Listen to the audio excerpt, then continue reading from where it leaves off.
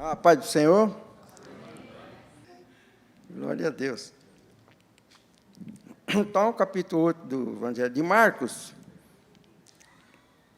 Naqueles dias, havendo uma grande multidão e não tendo o que comer, Jesus chamou a si os seus discípulos e disse-lhes: tenho compaixão da multidão, porque há 3 dias que estão comigo e não têm o que comer. E se os deixar ir em jejum para suas casas, desfalecerão no caminho, porque alguns deles vieram de longe. E os seus discípulos responderam-lhe: de onde poderá alguém satisfazê-los de pão aqui no deserto? E perguntou-lhes: quantos pães tendes? E disseram-lhe: 7. E ordenou à multidão que se assentasse no chão, e tomando os 7 pães, e tendo dado graça, partiu-os e deu aos seus discípulos para que os pusesse diante deles. E puseram-nos diante da multidão. Tinha também alguns peixinhos, e tendo dado graça, ordenou que também lhes pusesse diante. E comeram e saciaram-se, e dos pedaços que sobejaram, levantaram 7 cestos. Os que comeram eram quase 4.000, e despediu-os. E, entrando logo no barco com seus discípulos, foi para as partes de Dalmanuta. E saíram os fariseus, começaram a disputar com ele, pedindo-lhes que para o tentarem um sinal do céu. E, suspirando profundamente em seu espírito, disse: por que pede esta geração um sinal? Em verdade vos digo que esta geração não se dará sinal algum. E depois foi para Betesda. Amém, oremos. Pai, graça te damos pela tua palavra, por esta manhã, pela vida dos irmãos, pela igreja em Ribeirão e no mundo, no Brasil e no mundo, em nome de Jesus. Amém. Glória a Deus. Bem, eu quero ver aqui, então, sobre essa profunda compaixão, quando Jesus sentiu essa emoção, que essa compaixão é uma emoção, ele, em certa ocasião, suspirou profundamente, mas não era uma coisa para aparecer, como às vezes as pessoas podem fazer, e suspirar apenas para querer indicar alguma coisa. De fato, Jesus sentiu uma compaixão pelo povo que estava ali sem comer. Então, Jesus não tinha uma compaixão por si mesmo, né? Uma dó de si mesmo, que às vezes as pessoas sentem. Jesus tinha uma compaixão pelos outros. Então, mostrou que a religião não era uma questão de sentimento de luz interior. A religião que foi divulgada e defendida muitas vezes também na reforma sobre luz interior é uma religião escondida. Jesus não deu ênfase à luz interior. Digamos que ele, ao contrário, deu ênfase à luz exterior. Não era um sentimento escondido, uma fé oculta, como muitas pessoas pregam, e até na reforma deu ênfase muito na luz interior, mas Jesus deu muita ênfase à luz exterior. Ele mesmo era uma luz exterior. Então, a religião que se esconde, ela não tem muita importância. A importância tem na medida que ela se exterioriza. É uma luz que brilha. Até Jesus disse, para que nós fôssemos também luz. Ele disse: eu sou a luz do mundo, não a luz interior. Ele é uma luz que exterioriza e que ilumina o caminho. E também nós temos que seguir exatamente esse conceito de uma luz não interior, como foi muitas vezes tratada na reforma. Outra coisa é a questão dos fariseus e os saduceus. Então, os fariseus, eles acreditavam na ressurreição, na possibilidade. Ainda que um pouco torto, né? Discutiam até se na ressurreição com quem ia se casar, então estava muito ligado às questões materiais. As pessoas pensando numa ressurreição futura, mas talvez ali querendo ter riqueza, ter isso, ter aquilo e tal. Jesus disse que não se tratava disso. Mas os saduceus, eles cuidavam das 3 festas das peregrinações, portanto, eram gente do dinheiro. Era gente rica, os saduceus. E eram ricos e satisfeitos da vida.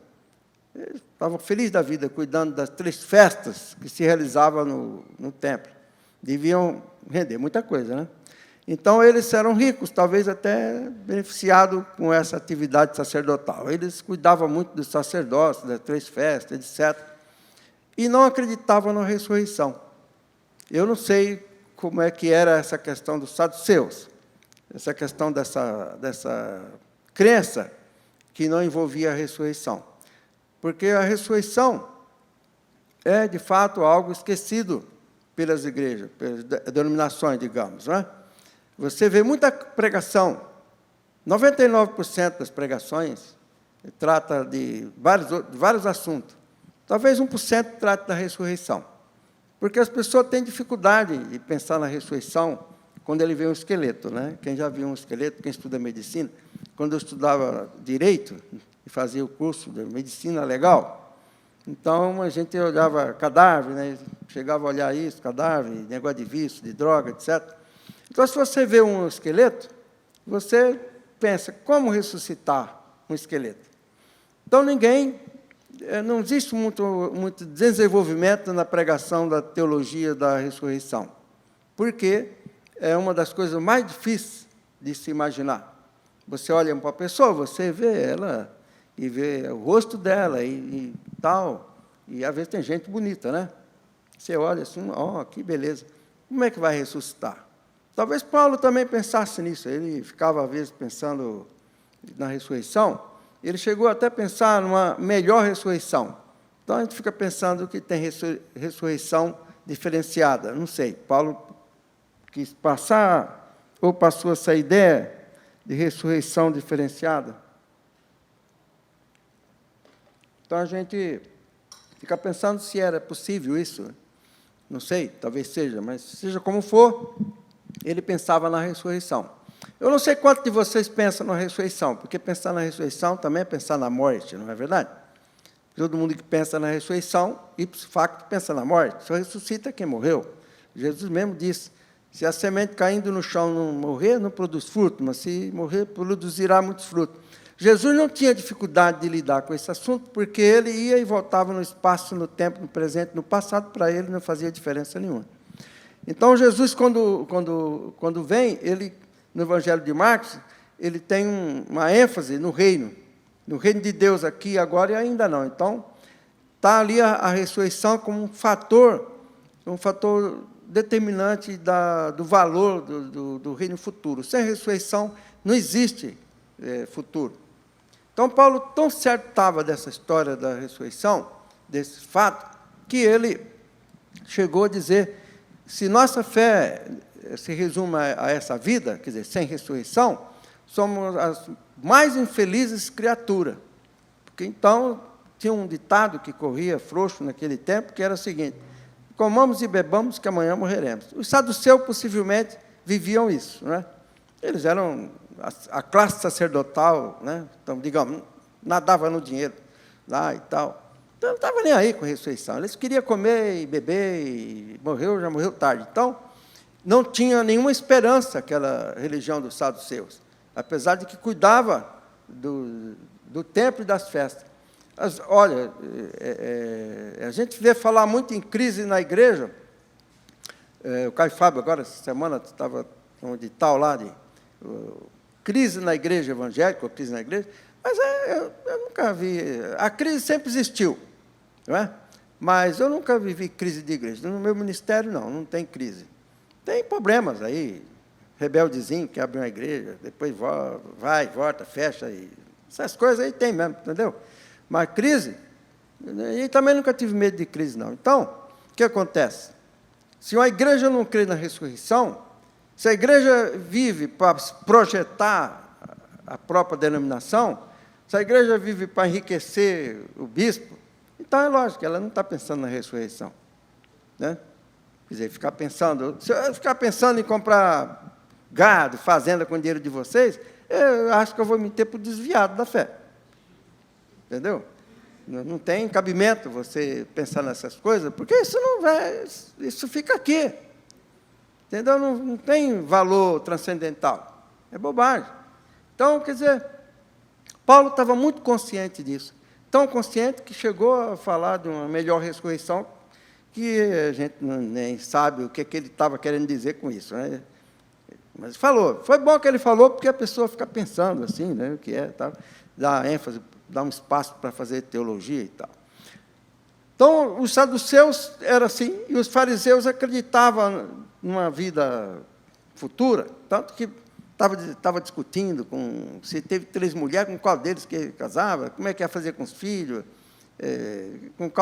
ou então, se ficou viúvo 3 vezes, com qual delas vai casar. Quer dizer, eram meio míope na questão do pensamento teológico transcendental. Então, Jesus deu uma chamadinha nele, puxou a orelha deles, dizendo que nem se casa, nem se dão em casamento os anjos. Quer dizer, na vida futura, sexo não determina nada. Na vida da terra, sexo determina quase tudo. Né? Entendeu? Então, as pessoas casam, têm filhos e não sei o quê. E, às vezes, eu já vi um comentário que os adultos, os pais, e é fato, né? A gente sabe que vai morrer, é um fato, né? É uma coisa real, mas ninguém fala isso para os filhos. Né? Os filhos crescem com a ideia de que não vão morrer, uma inocência, e às vezes os pais querem essa inocência nos filhos. Né? Não fala para ele, não leva nem funeral, né? Porque se a pessoa vai lá ver um morto, faz mal. Então, cria uma ilusão de uma vida que não é aqui, mas cria. Os próprios pais trabalham com essa ideia, né? Faz as crianças pensar nisso. As crianças nunca pensam na morte. Às vezes, uma criança, quando morre até feliz, não sabe o que é a morte, nem o que é a vida, nem o que está deixando, nem o que vai encontrar. Por isso que Jesus falou dos tais são o reino dos céus. Eles são muito ausentes dessas coisas. Nós não, nós estamos muito preocupados. Todo dia a gente quer saber se a gente está bem ou não está. A pessoa viaja, você fica telefonando se está bom, se não está, se chegou, não chegou. Porque as notícias levam a pessoa a pensar nessa transitoriedade tão estúpida, né?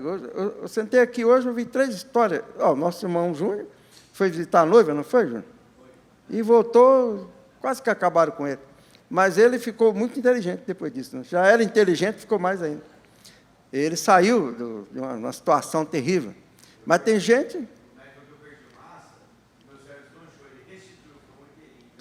ficou mais inteligente. É um milagre. Glória a Deus.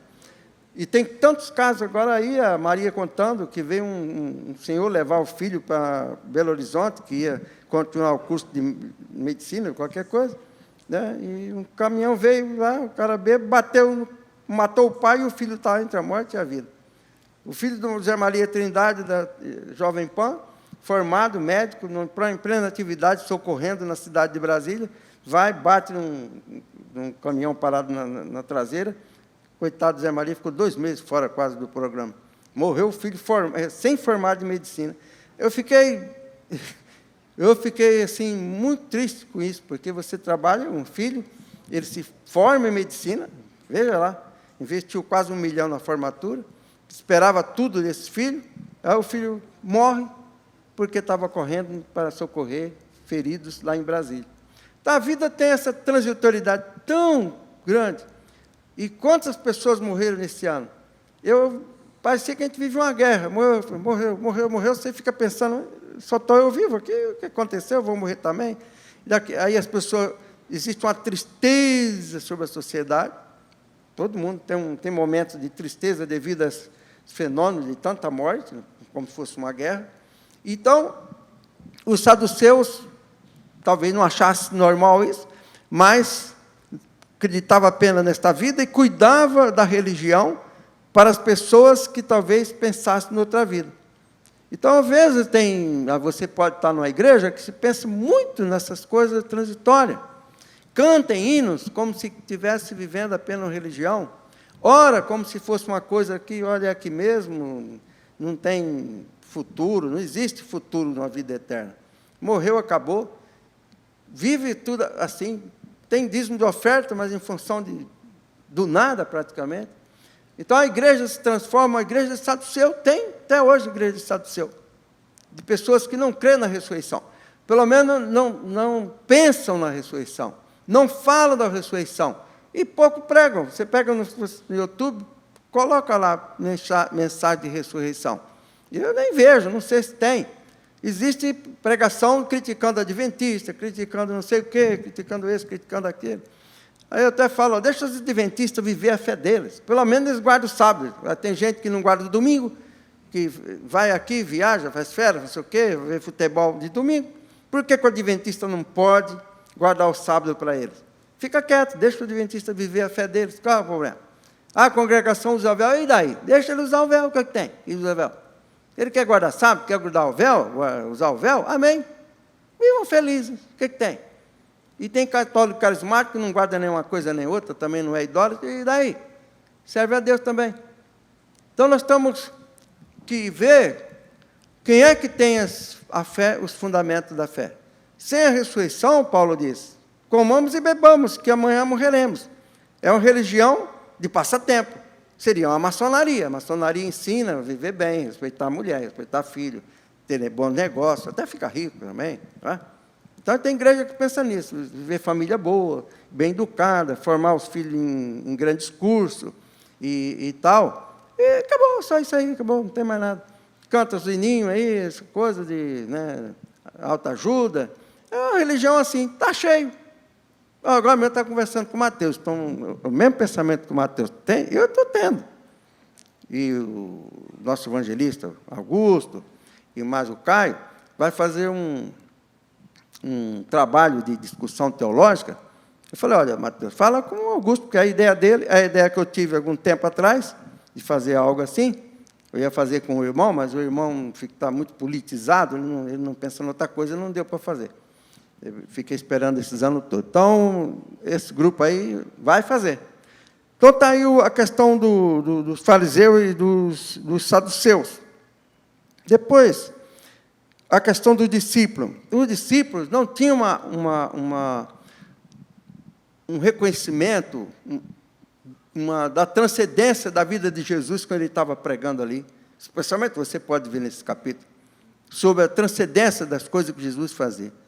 Jesus fazia seus atos, eram atos transcendentes que apontavam para o reino de Deus. Jesus não estava fazendo uma religião nem de saduceu, nem de fariseu, nem nenhuma outra, nem judaísmo, nada. Jesus estava trazendo ali digamos, a ele sim, porque quando a gente fala uma nova visão, não existe nova visão, que o pessoal prega aí, não existe nova visão. A única vez que é nova é a de Jesus. O resto são derivações do que Jesus falou. Ninguém tem assim uma ideia brilhante. Não tem não. Eu mesmo, com discipulado, o pessoal veio discutir, falou, não é ideia minha. Quem falou isso foi Jesus. Às vezes, na denominação que eu estava, não sei o quê, fazer discípulos, você vai virar John Jones, que achava que eu ia levar o grupo ao suicídio. Falei, vocês estão malucos? Tinha reunião, me denunciaram no conselho de pastores, que eu era Jim Jones, que eu ia... Falei, como é que eu vou levar a universitário, formado na USP, ao suicídio com religião? Não tem cabimento. Aí o reverendo presbiteriano falou, deixa que eu vou te defender lá.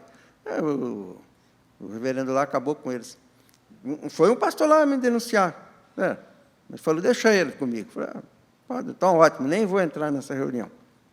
Quer dizer, a preocupação da igreja no século XXI, talvez tenha essa crise, porque sempre teve. Ela tirou a face sobrenatural que Jesus apresenta aqui no Evangelho de Marcos. Jesus estava mostrando algo sobrenatural quando multiplicou os pães.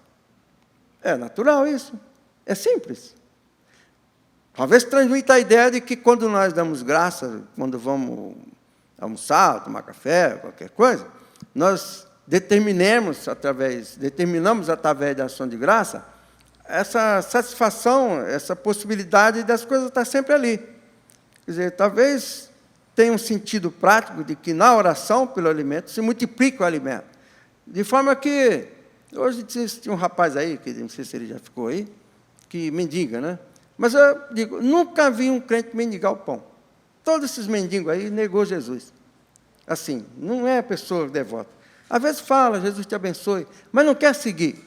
Não quer sentar, assistir um culto, não quer orar, não quer cantar. Por quê? Isso traz miséria mesmo. A pessoa não agradece na hora de comer. Isso aí diminui. Não agradece na hora que vai tomar café. Falta o café. Quando você agradece, tem sempre. É a multiplicação de pães e peixe. Às vezes você come a vida, será que não tem tanta fartura? Mas ao agradecer, se multiplica. Agora, Jesus tinha ali uma multidão, não é? E Jesus falou uma verdade, jejum é válido. Mas Jesus estava dizendo que se ele ficasse jejuando ali 2, 3 dias, ia morrer no caminho. Então, veja bem, a pessoa não pode dizer assim, vou jejuar, que não tem problema, em nome de Jesus, 40 dias, não vou morrer não. Então, que isso? É jejum para Deus, Deus me sustenta. Você pode morrer sim. Jesus disse, se eles forem pelo caminho, vão desfalecer no caminho. Vamos dar-lhes comida. E não tinha. Então, Jesus fez aquele milagre extraordinário. Imagina, 5 pães, sei lá, 5 pães, 12 peixes, coisa assim, 5 peixes. À medida que tirava, eu vi um filme que era incrível. Quando eu tirava o pão não aumentava. Tirava pão, o pão estava aceso, o cesto cheio, e já sobrou 12 cestos. Não é? Não, é sinal do reino de Deus. Então, Jesus, quando estava fazendo aqueles sinais, que é o sinal de cura, estava dando a indicação do reino de Deus. Você pode ver que Jesus, quando viu ali a questão do cego, é outro versículo, mas que ele vê os homens como árvore, né? É a visão política dos homens. Então, Jesus mostrou o que é ver o homem. Então, Jesus estava dando sinais efetivos declarados do reino de Deus, à medida que fazia seus milagres. A doutrina de Jesus, as pessoas falam aí, os saduceus modernos, não tem milagre, não tem mais nada, não tem transcendental. Daqui um pouco tem igreja que vai dizer, nem tem ressurreição, não tem nada, acabou tudo, agora é só maçonaria. Faça o bem, ajude o seu irmão maçom, porque o maçom tem uma prática religiosa, ajuda só maçom, não é? Maçom não passa fome, dizem, né? De fato, qualquer sociedade pode determinar que não exista pobre entre eles. Na nossa igreja, se tiver alguém, estou sem comida, pode falar comigo, comida vai ter sim. Então, não tem. Nesse ponto aí, o maçom copiou de nós. Né? Então, e eles fazem isso. Então, é uma religião. Nós somos uma religião para essa terra. Uma religião que atende a demanda dessa terra, as coisas da terra. Mas não atende a demanda futura, a começar pela ressurreição. Não se fala, não se discute, não se prega. Filme, não tem também. A não ser que é coisa do Harry Potter, alguma fantasia, coisa de mistério, de bicho, de monstro, essas coisas. Mas não mostra, não se ensina, não se estuda. Domingo após domingo na igreja tem muito culto, mas ninguém fala muito nisso. Não sei se vocês já perceberam. Jesus estava mostrando aqui a importância do sobrenatural. E todos os atos de Jesus consistem em doutrina para a prática. A pessoa diz, não, mas você não tem que seguir o que Jesus fazia, mas só o que Jesus falava. Então, você vai ficar com meia dúzia de palavras, né? Que Jesus falava. Os atos de Jesus são atos de doutrina, hein? São atos para viver na igreja. De tudo, de curar, de expulsar demônios. Jesus disse, é o dedo de Deus. Ele falou, se eu expulso o demônio, ele falou, é o dedo de Deus. É o dedo de Deus. Então, eram sinais do reino de Deus na face da terra. Jesus veio para reinar. Então, o que se dá muita ênfase até na Santa Ceia, já que é fato consumado, que fala da morte de Cristo. Então, as pessoas falam que Deus, na eternidade, falou, Jesus, vai morrer na cruz. Tu vai lá para morrer. Mas Jesus não chegou aqui dizendo, meu pai mandou aqui para morrer. Chegou? Não. Ele falou assim, eu vim aqui para morrer. Então, eu já matava Jesus lá no berço, que nem tem os que defendem aborto, né? Se Jesus soubesse que era Jesus, já matava o aborto, a mulher também, e a família toda. Porque são os abortistas, né? Que acham que pode matar a criança, não é? Então, Jesus vem para instalar o reino. Ou não vem? Ou ele veio, que nem o Job lá da internet, num filme dele. Eu não sei, o Job, isso que é Job. Como? Steve Jobs. Numa cena do filme, ele fala assim, é igual aquele lá, aquele pai poderoso que mandou o filho dele numa missão suicida. Ó, presta atenção, né? Ele falando isso, ele soa como se fosse um intelectual, né? Steve Jobs, né? É um desempregado. Job é emprego, ele é um desempregado espiritualmente. Então, está lá, então o pai, olha como ele se acha importante, né? O pai mandou seu filho numa missão suicida. É um estúpido, porque ele não sabe olhar a Bíblia. A Bíblia não é um livro tão simples. Porque você pode deduzir isso, porque é muito fácil deduzir, já que Jesus morreu. Mas você não pode dizer que Deus mandou Jesus assim, vai morrer numa cruz. Você não vê isso escrito, vem? Não, ele disse, vai fundar um reino. E Jesus contou a parábola do reino. Ele veio para fundar um reino. Agora, rejeitado.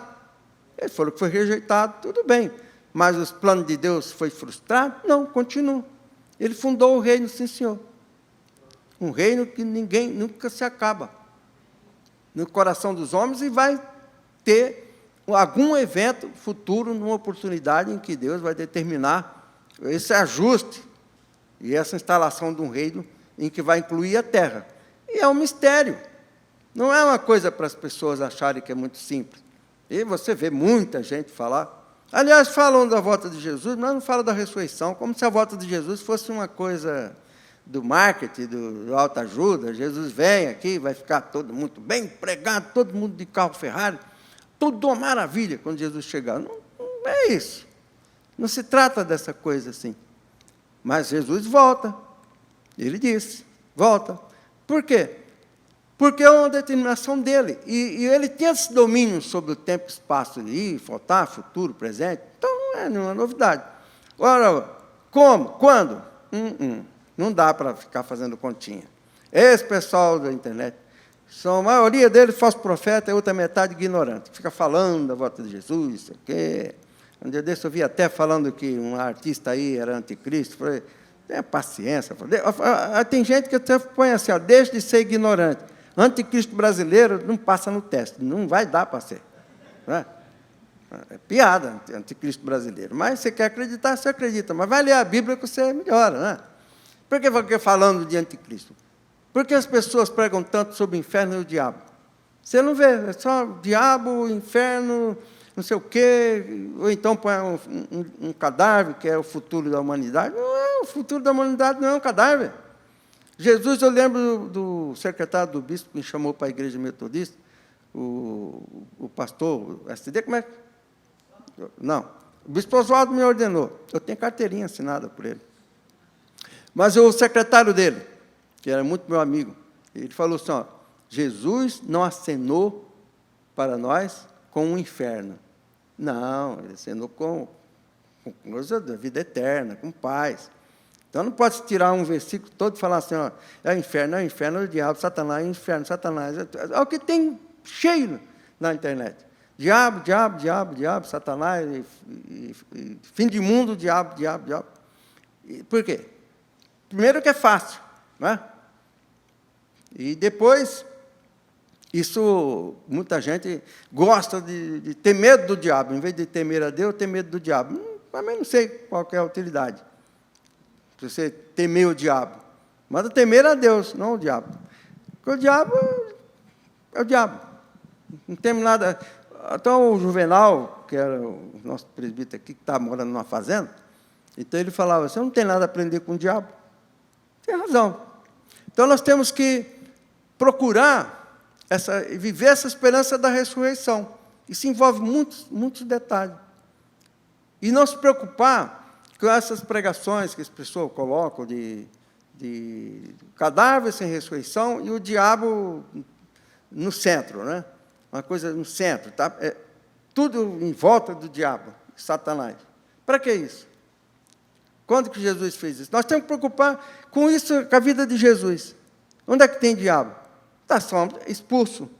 Então, o que é o reino de Deus? É expulsar o diabo, e expulsar essas ideias e estabelecer aqui o clima da ressurreição, que essa compaixão aqui Jesus fala, é a essência do reino. Se a igreja tiver compaixão, ela está tendo a essência do reino. Se ela não tiver, não dá. Não tem a essência do reino. Por isso que a pregação, especialmente na internet, que está cheio de grandes teólogos, né? Tem um lá que pôs assim, então, quando nós morremos, nós entramos no começo de Deus. Eu falei, errado. Você não tem que entrar no começo de Deus. Primeiro que não tem começo. O que você começa com Deus, mas você não está no começo de Deus. Então, ele escreve errado, faz pregações erradas. É terrível, né? Triste, né? Mas é o que tem, porque pregadores mesmo não estão pregando na internet. Você pode ver lá. Eu estive olhando. Não tem um metodista tradicional que está lá. Não tem. Tem um lá da outra denominação que gosta de falar dos adventistas e gosta de meter o pau nos pentecostais. Né? Então, lá, que tem uma Bíblia dele, então eles puseram. Vou até falar o nome dele, não tem importância, Marco Arthur. Ele diz lá assim, ó, olha, quando eles foram cheios do Espírito Santo, é ser cheio da palavra. É isso que é ser cheio do Espírito Santo, se obedecer, etc. Não é. Primeiro que os discípulos, quando foram batizados no Espírito Santo, não estavam cheios da palavra, não existia tanta palavra.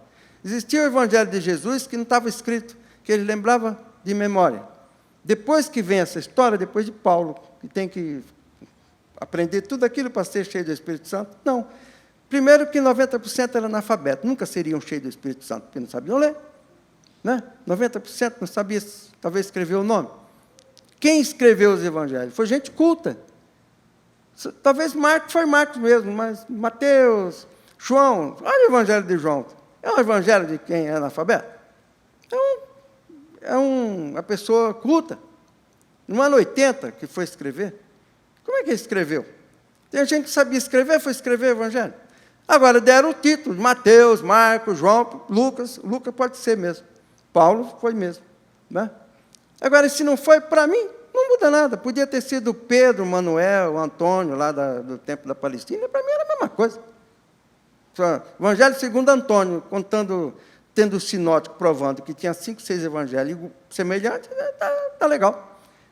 Porque no tempo do Papa, não existia evangelho de João, evangelho de Marcos, evangelho de João, não existia. Ano 100, ano 80. Existia os registros dos apóstolos, todos misturados. Depois, ficou bonito pôr os nomes. Eu acho que está certo. Mas se foi Antônio, você não crê? Para mim é a mesma coisa. Se fosse o registro do evangelho, para mim a mesma coisa. Os ditos de Jesus, para mim não tem diferença nenhuma, não muda nada para mim. Mas é legal ver o evangelho de Marcos, proto-evangelho. Possivelmente foi ele mesmo. Para mim não mexe na minha fé. Não altera em nada, pode ser até que aumente. Milagre, que maravilha. Não é? Ah, tem gente que não. Ah, mas está aí, Marcos, Mateus, isso quê. Então, o evangelho é isso. Se você pensar na ressurreição, você está sabendo que você não é eterno aqui, não. A gente fala sempre, né, esse clima de 2021, foi um clima de muita tristeza. Mas, glória a Deus, quem está vivo, viva o evangelho e procure servir a Deus e tal, amém? Vamos ficar de pé. Este hino é uma mensagem para nos ligar à questão da Eucaristia. Eucaristia é uma palavra grega que significa ações de graça. Quando o grego diz obrigado, lá na Grécia, diz Eucaristo, obrigado. Então, um dia de dar obrigado. Significa isso, agradeço. A mesa disposta, e não é da denominação, é de quem está em Cristo. Por isso que a gente avisa, se tiver um batista e quiser participar, está em paz com os irmãos, encerrou o assunto. Disposta a mesa, ó Salvador, vem presidir aqui. Ministro o vinho, parte o pão, nutre-nos em de ti. Fiéis lembramos tua cruz, por nós sofreste ali, por tua graça divina. Vivemos sempre em ti. Desperta, anima, eleva os teus, fazendo-os discernir que tu, Senhor, presente estás, teu povo a dirigir. Na Santa Ceia, ó grande Deus, buscamos comunhão com Cristo, nosso benfeitor, com todo velho irmão.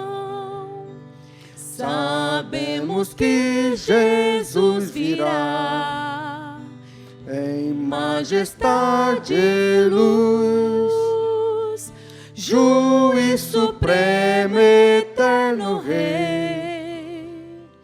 Ó, vem Senhor Jesus.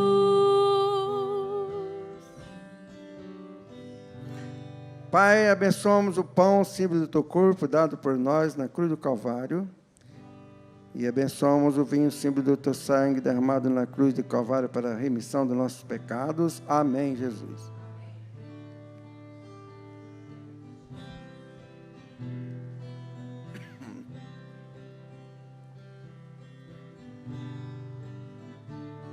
Enquanto distribui, vou ler aqui uma recomendação.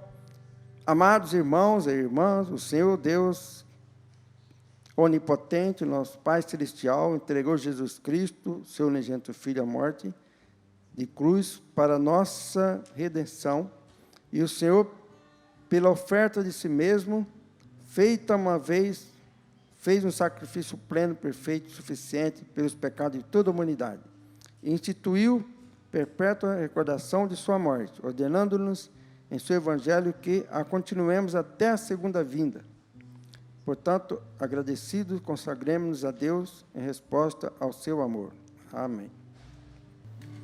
Oremos com a intenção de confissão e perdão dos pecados. Oremos. Pai, perdoa o nosso pecado por atos e omissões. Ajuda-nos a levar uma vida digna em nome de Jesus. Ajuda-nos a sempre amar o próximo e a pensar no teu reino e a agir no teu reino e implantar o teu reino em nome de Jesus. Nós oramos. Amém. A mesa está preparada e o Senhor ressurreto e presente convoca conosco, nos convida para celebrarmos a sua ceia. Acheguemos-nos, pois, com fé.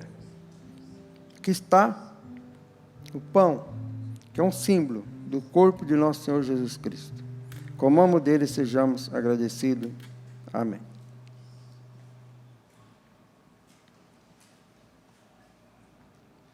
O cálice da nova aliança, no sangue de Jesus, para a remissão do nosso pecado, bebamos e sejamos agradecidos.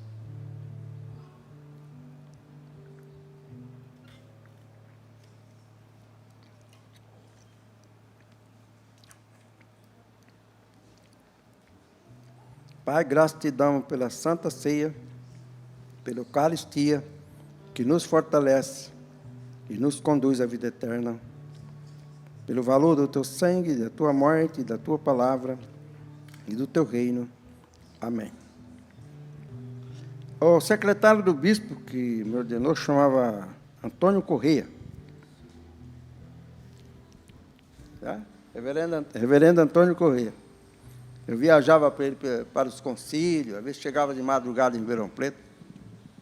Uma vez eu cheguei aqui, tinha um restaurante que eu era contador, restaurante nordestino. Falei, ó, Correia, vamos almoçar aqui. Eu sou contador aqui. Almoçamos, tudo. Aí eu perguntei para o dono, ei, quanto é? Ele falou, não é nada.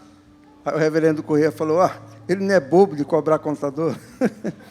Eu não esqueci. Reverendo Correia. Ele era muito animado. E era meu amigo. Eu gostava de viajar com ele para os concílios. É muito legal. Às vezes você pensa assim, né? A igreja metodista, não tem nada errado. O problema é que são, às vezes, o domínio de alguns. Não pode bater palma, não sei o quê. Lá no Paraná, a igreja lá é renovada, não tem problema nenhum. Era o bispo Richard St. Canfield. Todo mundo aqui na quinta região sonhava de um dia ele vir para cá, mas não transferiu. A quinta região ficou aqui, que é resistente. E no Paraná, o bispo Quaresma fala que lá é igual renovado, do bispo Richard St. Canfield. Eu tenho um livro dele. Aqui na metodista era assim, quem era, ele não se intrometia. E quem não era, eles fechavam, né? Então, assim, né? Eu, como estava aqui na quinta região, né? Eles lá, saiu todo mundo, eu falei, como é que eu fico aqui? Não, você não precisa sair. Eu falei, mas eu vou fazer o quê aqui? Eu vou seguir eles, estão tudo na rua, eu não vou abandoná-los. Falei, eu saio aí, pronto. Mas não... Continuei, fazia casamento lá, ia no encontro lá, fui em São Paulo em encontro da Metodista. Não tem nada contra, que o Inário aqui é metodista. Tem igreja que saiu da Metodista, que o Inário não serve. Para mim serve. Não tem nada demais aqui. Tem grandes hinos. Vamos cantar o hino 83, que é a doxologia. A Deus supremo, benfeitor, a Deus o Filho, a Deus o Pai, a Deus Espírito entoai, ó céus e terra o seu louvor. Amém.